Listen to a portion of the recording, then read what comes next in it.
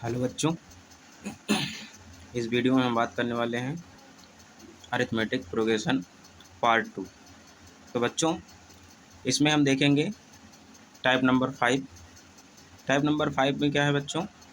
nth term of an A P from the end. तो बच्चों, हमारे पास कोई सीरीज गिवन होगी, उस सीरीज में हमें लास्ट टर्म गिवन होगा और लास्ट टर्म गिवन होगा वहाँ से पूछेगा कि nth टर्म बताना है फ्रॉम द एंड से। जैसे बच्चों, अगर हम देखें, हमारे पास मान लो कोई सीरीज है बच्चों 1, 2, 3, 4, 5, 6 डॉट डॉट। मान लो ये हमारे पास सीरीज है, कहाँ तक है ये? मान लो 12 तक है बच्चों। ठीक, तो ये क्या है? अर्थमेटिक प्रोग्रेशन है। तो यहाँ बच्चों हम देख रहे हैं, जब हम nth टर्म फाइंड करते थे, इसका स्टार्टिंग से nth टर्म फाइंड करते थे, उसके लिए हमारा अगर यहाँ से हम d निकालें तो d क्या आएगा बच्चों? Second minus first. Second minus first कहने का मतलब क्या है? 2 - 1 करेंगे तो बच्चों 1 आएगा। हम इधर से अगर d देख रहे हैं तो बच्चों क्या आ रहा है? हमारा पॉजिटिव आ रहा है। ठीक बच्चों, अगर हम 12 को फर्स्ट टर्म मान लें, 12 को अगर हम फर्स्ट टर्म मान लें तो हमारी सीरीज़ क्या बन जाएगी? कुछ इस तरह से बन जाएगी 12, 11, 10, 9 डॉट डॉट डॉट 1। तो हमारी जो सीरीज बन जाएगी डिक्रीजिंग आर्डर में बन जाएगी। तो बच्चों, क्वेश्चन में nth टर्म जो फाइंड करना रहेगा, सीरीज इंक्रीजिंग आर्डर में भी हो सकती है और डिक्रीजिंग आर्डर में भी हो सकती है। तो बच्चों, इसमें अगर हम d की वैल्यू निकालेंगे तो d equal to second term minus first term, means 11 minus अगर हम 12 करेंगे तो क्या आएगा बच्चों? -1 आएगा। तो बच्चों, यहाँ पे देख रहे हैं, अगर हमारे पास इंक्रीजिंग आर्डर में सीरीज है तो जो d आ रहा है वो पॉजिटिव आ रहा है और उस सीरीज को हम रिवर्स कर दे रहे हैं। सीरीज को रिवर्स करने का मतलब क्या है? जब एंड से कोई टर्म पूछे तो उसको हमें रिवर्स करना पड़ेगा। तो एंड से कहने का मतलब ये फर्स्ट टर्म हो जाएगा। तो अब इसको हम रिवर्स कर दे रहे हैं, डी क्या हो जा रहा है? नेगेटिव हो जा रहा है। तो बच्चों, कोई भी सीरीज हमारे पास गिवन है तो अगर हम स्टार्टिंग से जाएंगे तो डी हमारे पास जो होगा वो एंड से क्या हो जाएगा? उसका साइन चेंज हो जाएगा। तो बच्चों, अगर कोई सीरीज है, हम एज्यूम कर लेते हैं कि उसका लास्ट टर्म क्या गिवन है? एल गिवन है। Let last term of given AP is, हम उसको एल एज्यूम कर लेते हैं। ठीक बच्चों, तो लास्ट टर्म अब क्या हो जाएगा? एल हो जाएगा। तो from and, nth term from and से फाइंड करना है, तो एंड का जो लास्ट है वो क्या बन जाएगा बच्चों? फर्स्ट हम उसको बना देंगे। तो यहाँ पर nth term of an AP from the and के लिए फार्मूला क्या हो जाएगा बच्चों? तो हम ए एन ही लिखते हैं उसको, ए एन हो जाएगा। ये जो बच्चों ए एन है ये क्या है? फ्रॉम एंड से है। ठीक बच्चों, यहाँ लिख दे रहा हूँ हम फ्रॉम एंड, यहाँ लिख दे रहे हैं from end equal to formula क्या बनेगा बच्चों? अब ए की जगह क्या आ जाएगा? हमारा एल आ जाएगा। ठीक बच्चों, एल प्लस n-1। डी क्या लिया जाएगा बच्चों? माइनस में लिया जाएगा। ठीक है बच्चों, क्योंकि डी क्या हो जाता है? चेंज हो जाता है। तो यहाँ हम डी की वैल्यू क्या रख देते हैं? -d। तो इसको सॉल्व कर लेंगे बच्चों। तो यहाँ से एल, ये माइनस मल्टीप्लाई होगा प्लस में क्या हो जाएगा? -n-1 into D. तो बच्चों, हमारे पास nth term of an A P from the end, इसके लिए फार्मूला क्या बन गया? A N equal to L minus N minus 1 into D. अब ये डी की वैल्यू हम एक्चुअल में जो कॉमन डिफरेंस आया है वही वैल्यू रखेंगे, बस ये फार्मूला यहाँ पे हम अप्लाई कर देंगे। तो nth टर्म का फार्मूला क्या होता था बच्चों हमारे पास? स्टार्टिंग से nth term A N equal to A plus n-1 into D होता था। तो यहाँ पर देखो प्लस में है, तो ये क्या है? स्टार्टिंग से है। अगर एंड से पूछेगा तो एंड के लिए क्या करेंगे? हम यहाँ पर माइनस लगा देंगे और फर्स्ट टर्म की जगह पर हम क्या रख देंगे? लास्ट टर्म रख देंगे और कॉमन डिफरेंस सेम ही रहेगा। तो इससे हम एंड से nth टर्म फाइंड कर सकते हैं बच्चों। तो एक क्वेश्चन देख लेते हैं, हमारे पास बच्चों गिवन है, ये क्वेश्चन है, कह रहा है find the six term from the end of the AP. तो एक एपी गिवन है, इसका ये लास्ट टर्म भी गिवन है और पूछ रहा है एंड से सिक्स टर्म फाइंड करना है। तो बच्चों, यहाँ पर n इक्वल टू क्या है? 6 है एंड यहाँ में लेना होगा एल, एल इक्वल टू क्या है? -40। तो बच्चों, डी इक्वल टू निकाल लेते हैं, तो डी इक्वल टू सेम वही रहेगा, 14 माइनस हम करेंगे 17। ठीक बच्चों, 14 माइनस 17 करेंगे तो कितना आएगा? -3। तो डी -3 आ गया, एल -40 आ गया, एन इक्वल टू 6 आ गया। तो हम फार्मूला कौन सा लगाएंगे? nth टर्म आप given A P from last. तो क्या हो जाएगा यहाँ से? A N equal to L minus N minus one into D. Value रख देते हैं बच्चों। ए एन इक्वल टू क्या हो जाएगा, एल कितना है -40 माइनस एन कितना रखेंगे बच्चों, यहाँ पे एन 6 रख देंगे, एन 6 रखेंगे, 6 माइनस वन इंटू डी कितना रखेंगे -3। ठीक, अब इसको सॉल्व कर लेते हैं बच्चों। तो 6 माइनस वन करेंगे तो कितना आ जाएगा 5, 5 3 जा 15, 15 किस में आएगा माइनस में आएगा बच्चों। तो माइनस माइनस क्या हो जाएगा प्लस हो जाएगा, यानी -40 प्लस यहाँ पर कितना आ जाएगा 15।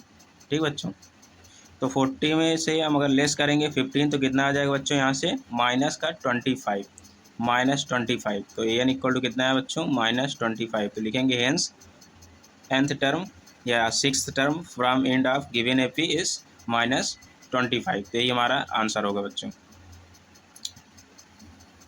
नेक्स्ट टाइप का क्वेश्चन है बच्चों, इसमें क्या फाइंड करना होता है हमें, find the first negative term. तो ऐसे क्वेश्चन में हमारे पास एक एपी गिवन होगा, उसमें बोलेगा कि फर्स्ट नेगेटिव टर्म बताओ।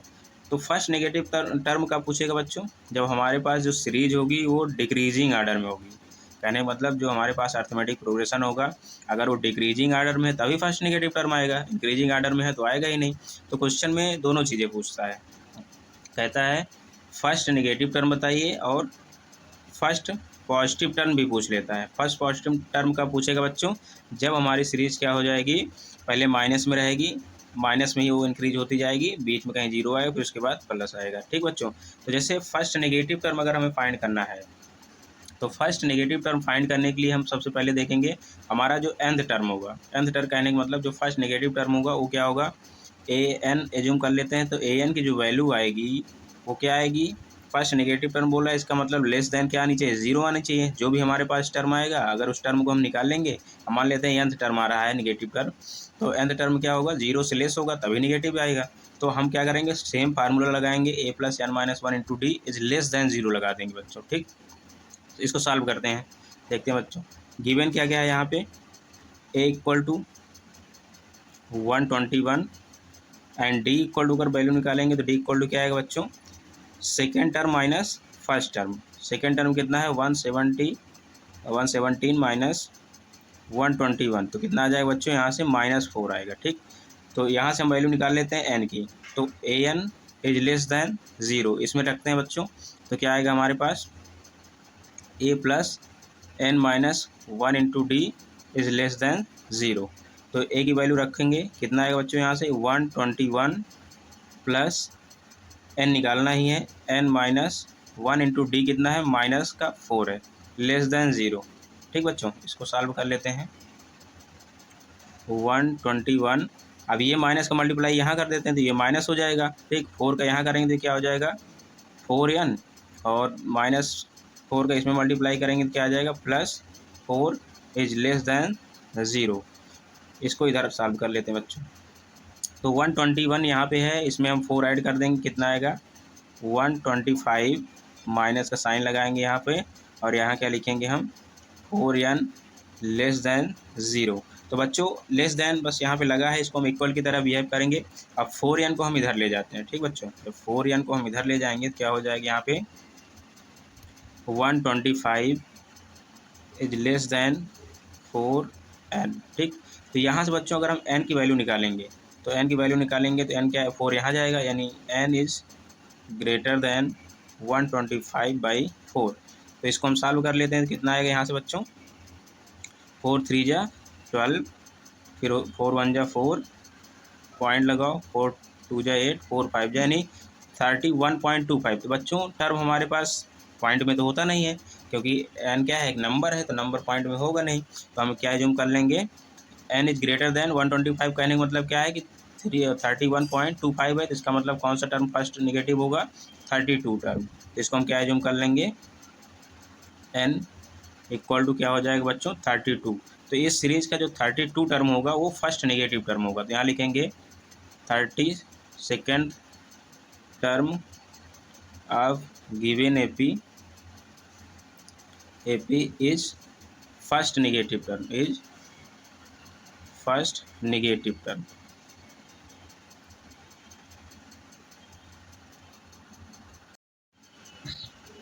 बच्चों हमारे पास नेक्स्ट टाइप का क्वेश्चन है, इसमें क्वेश्चन में पूछता है 3 नंबर है या 4 नंबर पूछेगा, उनका सम दे देगा, प्रोडक्ट दे देगा और बोलेगा वो नंबर को फाइंड करना है। जैसे क्वेश्चन है हमारे पास, the sum of 3 numbers in AP, जो 3 नंबर है वो क्या है, AP में है और उनका सम कितना है, -3 है, एंड दियर प्रोडक्ट इज 8, और उनका प्रोडक्ट कितना है, 8 है, फाइंड द नंबर। तो बच्चों यहाँ 3 नंबर दे देगा और 4 नंबर देगा। तो ज़्यादातर एग्जाम में 3 या 4 नंबर देता है। तो बच्चों हमको एज्यूम का क्या करना है, अगर 3 नंबर देता है तो 3 नंबर के लिए हमें फर्स्ट नंबर क्या एज्यूम करना है, A-D, और सेकेंड क्या एज्यूम करना है, A, और थर्ड क्या एज्यूम करना है, A+D। ठीक बच्चों, अगर फोर्थ बोलता है, ये 3 के लिए है, अगर फोर्थ बोलता है तो फोर्थ के लिए क्या एज्यूम करेंगे, A-2D, A-D। ठीक बच्चों, और नेक्स्ट एज्यूम करेंगे A+2D और A+D। ठीक बच्चों, इस तरह से हम 4 नंबर ये एज्यूम कर लेंगे, 3 नंबर ये एज्यूम करेंगे। तो जैसे यहाँ पर क्वेश्चन में कह रहा है sum of 3 number in AP is -3, तो हमारे पास जो नंबर्स हैं हम एज्यूम कर लेते हैं, let number are A-D, A, A+D। तो ये हमारे पास 3 नंबर हैं।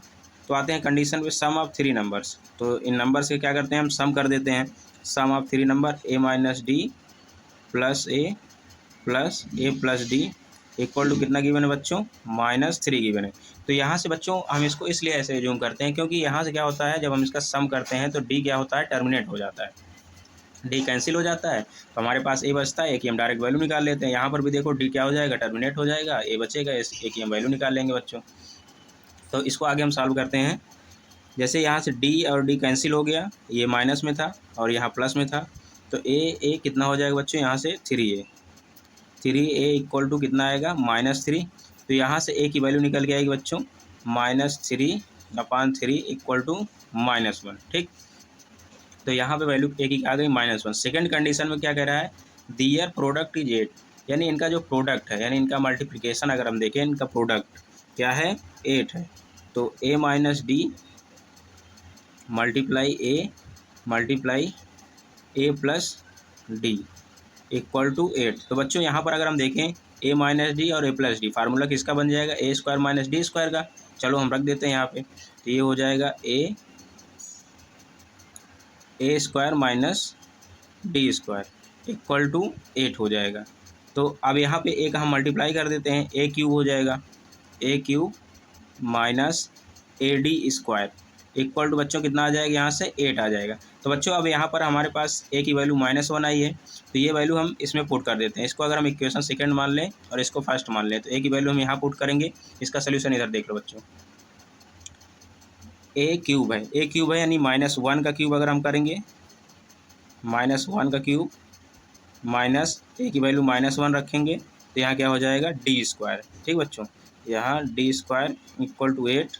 तो ये माइनस माइनस प्लस हो जाएगा, और -1 का अगर हम क्यूब करते हैं तो -1 ही आता है, तो -1 को इधर ले जाएंगे तो ये प्लस में हो गया, यानी D² इक्वल टू -1 उधर जाएगा, तो 8 + 1 कितना हो जाएगा बच्चों, यहाँ से 9। ये माइनस में है, इधर जाएगा तो प्लस में हो जाएगा। तो D की वैल्यू निकालेंगे, स्क्वायर है, इधर जाएगा तो क्या हो जाएगा, ये रूट लग जाएगा, यानी √9 इक्वल टू इसका सोल्यूशन निकालेंगे, यानी रूट निकालेंगे तो +-3 करके आएगा। तो D की बच्चों 2 वैल्यू आई, एक +3 और दूसरा -3।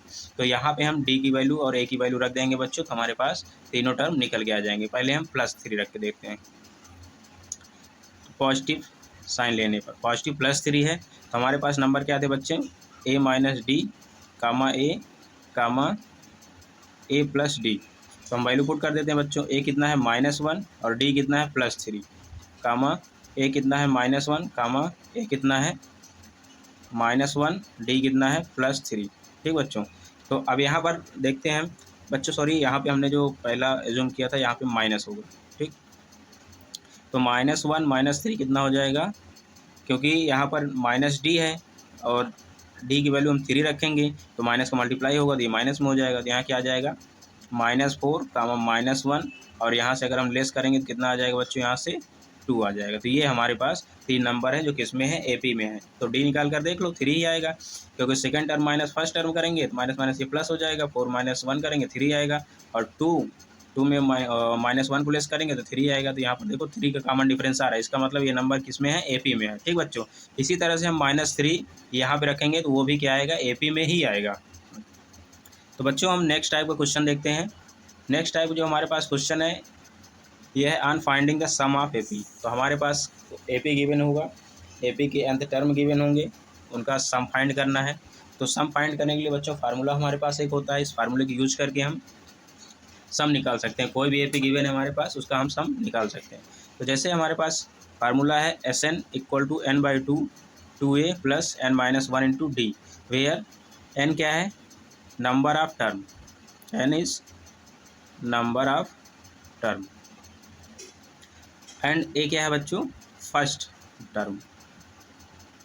टर्म, एंड D क्या है बच्चों, D तो पता ही है, कॉमन डिफरेंस।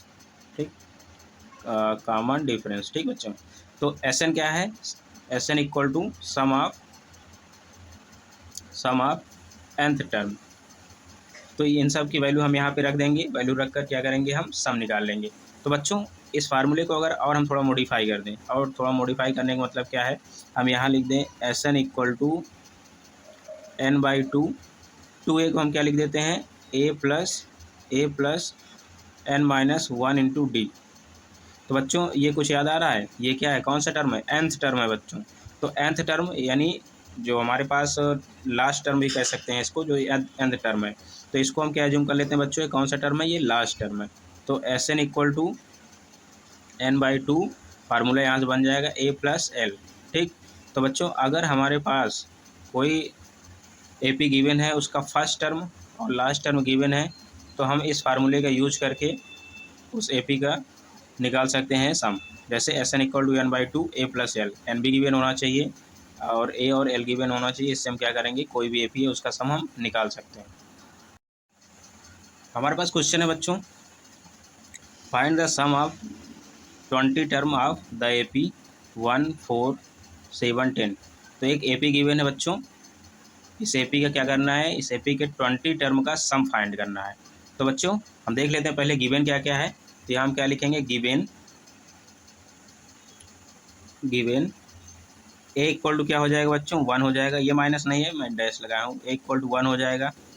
और D = क्या हो जाएगा बच्चों, second term minus first term, यानी 4 - 1 करेंगे कितना आएगा यहाँ से बच्चों, 3। A आ गया 1, D आ गया 3, और N कितना है बच्चों, यहाँ से N कितना है 20, यानी 20 टर्म का हमें सम फाइंड करना है। तो फार्मूला क्या होगा हमारे पास, sum of nth term, SN = n/2 2A + n-1 × D। तो बच्चों यहाँ से n कितना है 20, S20 = n कितना रखेंगे, n की वैल्यू 20 रखेंगे बच्चों, अपॉन 2A की वैल्यू कितना है 1 है, प्लस n कितना है बच्चों 20 है। तो n की वैल्यू हम हर जगह 20 रखेंगे, क्योंकि 20 टर्म का पूछ रहा है, तो हम कितना रखेंगे, 20 ही रखेंगे। 20 - 1 × D कितना है बच्चों, यहाँ से मल्टीप्लाई में 3 है। अब इसको हम सॉल्व करेंगे, तो 2 10 जा बच्चों, और 2 1 जा 2 हो जाएगा। यहाँ से अगर देखेंगे तो 20 - 1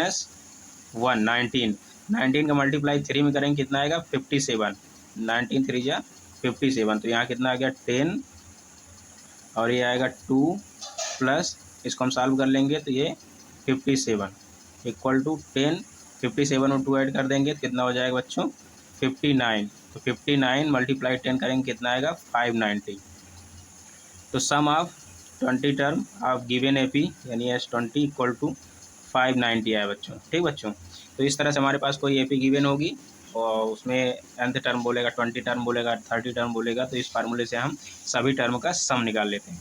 तो बच्चों यहाँ पर एक बहुत ही इंपॉर्टेंट क्वेश्चन है, ये एग्जाम में पूछा जाता है। इस टाइप का क्वेश्चन पिछली बार भी पूछा गया था, तो इस टाइप के क्वेश्चन हमेशा एग्जाम में अक्सर देखने को मिल ही जाते हैं। क्वेश्चन है, find the sum of all 3 digit natural numbers which are divisible by 7। तो बच्चों सम भी पूछ लेता है कभी कभी, और टोटल नंबर कितने नेचुरल नंबर हैं जो 7 से डिविजिबल हैं ये भी पूछ लेता है। यानी जो नेचुरल नंबर हैं जो 7 से डिविजिबल हैं टोटल कितने हैं ये पूछेगा, और दूसरा पूछेगा जो टोटल नेचुरल नंबर है उनका सम कितना आएगा। तो सबसे पहले बच्चों हमको देखना होगा हमें एक एपी बनाना होगा। एपी बनाने के लिए क्या चाहिए, हमें ए चाहिए और लास्ट टर्म चाहिए, ठीक बच्चों, और एन की वैल्यू चाहिए कि कितने नंबर ऐसे हैं जो 7 से डिविजिबल हैं। तो इसके लिए हम करेंगे क्या बच्चों, जैसे हमारे पास जो 3 डिजिट स्मॉलेस्ट नंबर होता है वो देखते हैं पहले। तो 3 डिजिट स्मॉलेस्ट नंबर क्या होता है बच्चों, 100 होता है। और 3 डिजिट लार्जेस्ट नंबर क्या होता है बच्चों, 999 होता है। तो बच्चों यहाँ पर हम देखेंगे कि 100 और 99 के बीच, 999 के बीच में फर्स्ट टर्म 100 के जस्ट बाद फर्स्ट टर्म हम देखेंगे जो क्या हो, 7 से डिविजिबल हो, उसको हम लिखेंगे। तो जैसे यहाँ पर अगर हम देख रहे हैं 100 तो डिविजिबल नहीं है, 101 लेंगे वो भी डिविजिबल नहीं है, 2 लेंगे वो भी नहीं है, 3 लेंगे वो भी नहीं है, 4 लेंगे वो भी नहीं है। तो अगर हम 105 ले लें तो ये क्या है, 7 से डिविजिबल है। तो हमको 100 के बाद फर्स्ट टर्म ऐसा लेना है जो 7 से डिविजिबल हो, उसको हमें फर्स्ट टर्म मानना है। फिर इस तरह से सेकंड टर्म क्या हो जाएगा बच्चों, इसमें हम 7 और ऐड कर देंगे, 107 आ जाएगा। इस तरह से सारे टर्म आ जाएंगे। और हमको लास्ट में कौन सा टर्म लेना है बच्चों, जो 7 से डिविजिबल हो। 999 को अगर हम देखेंगे 7 से डिविजिबल है क्या, देख लेते हैं। अगर 7 1 7 करेंगे ये नहीं डिविजिबल है, तो हम 998 को चेक करेंगे। चलो चेक कर लेते हैं। 900 अगर 98 को देखेंगे, 998 7 से करेंगे, 7 1 7 29 हो जाएगी, ये भी नहीं है। यहाँ मैं 997 को लेके देख लेता हूँ। तो यहाँ पर अगर हम देखेंगे 7 1 7 तो हो जाएगा 29, ये भी नहीं है। तो हम ऐसे करते आएंगे, कहाँ तक आएंगे बच्चों, 994 तक देख लेते हैं। ठीक बच्चों, अगर हम 994 को देखेंगे तो कितना हो जाएगा, 7 1 7 29 बचेगा, 7 4 जा, हाँ ठीक है, 1 बचेगा, 7 2 जा, तो 994। तो इस साइड से हम देख रहे हैं तो 994 डिविजिबल है बच्चों, और इस साइड से स्टार्टिंग से देख रहे हैं तो 105 डिविजिबल है। तो बच्चों हमारे पास जो एपी बनेगी 105, 107, 114, 114 में 7 ऐड कर दो 21, इस तरह से हमारे पास क्या बनेगी, एक एपी बनेगी। और जिसका कॉमन डिफरेंस क्या होगा बच्चों, अब यहाँ पर देखो सबसे बड़ी कन्फ्यूजन क्या होती है कि कॉमन डिफरेंस लेने में कन्फ्यूजन होती है। तो कॉमन डिफरेंस बच्चों यहाँ पर जो डिविजिबल दिया है, क्योंकि देखो 7 7 की गैपिंग आएगी, जब 7 7 की गैपिंग आएगी तो हम कॉमन डिफरेंस क्या लेंगे बच्चों, 7 ही लेंगे। तो जैसे यहाँ पर अगर हम देखेंगे फर्स्ट टर्म क्या होता है, ए इक्वल टू क्या हो जाएगा, 105 हो जाएगा, और डी इक्वल टू कितना आ जाएगा बच्चों, 7 आ जाएगा। अब ए आ गया, डी आ गया, तो यहाँ से हम एन निकाल लेते हैं कि हमारी जो सीरीज है, इस सीरीज में टोटल नंबर ऑफ टर्म कितने हैं। जैसे यहाँ पर देखो बच्चों लास्ट टर्म गिवन है, मीन्स ए एन की वैल्यू गिवन है, तो हम फार्मूला क्या लगाते हैं बच्चों,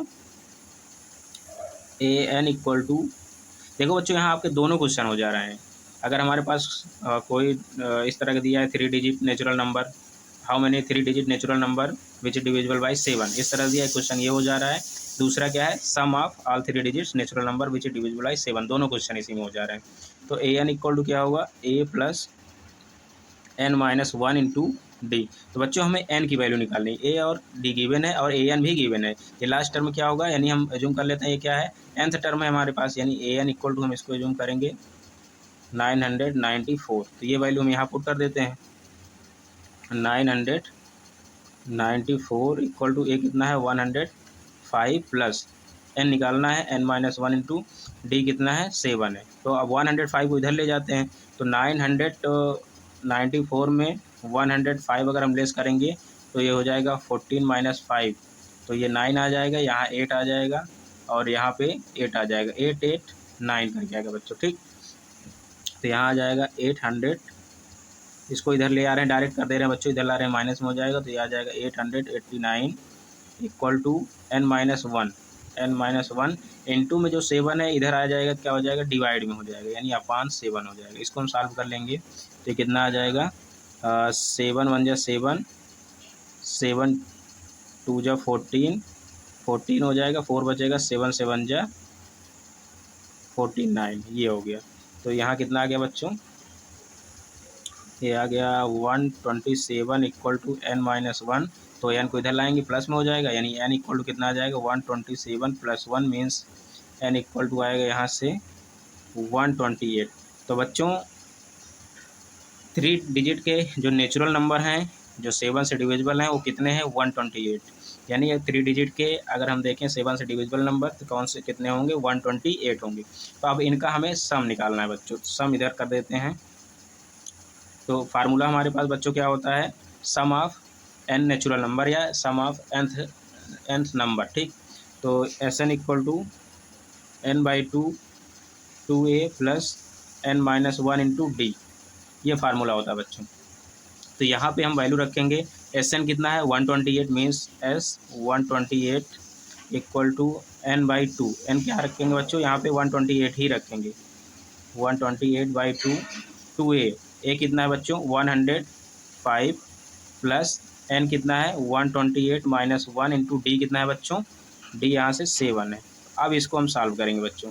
तो एस 128 इक्वल टू, इसको सॉल्व करते हैं, 2 6 जा 2 4 जा, और इसका इसमें मल्टीप्लाई करेंगे तो कितना है बच्चों 105 2 जा 210, ये प्लस कितना हो जाएगा बच्चों 127 मल्टीप्लाई अगर हम 7 करेंगे तो 7 7 जा 49, यहाँ 4 हो जाएगा, 7 2 जा 14 4 18, 7 1 जा 7 1 8 हो जाएगा, 8 8 9 आ जाएगा बच्चों।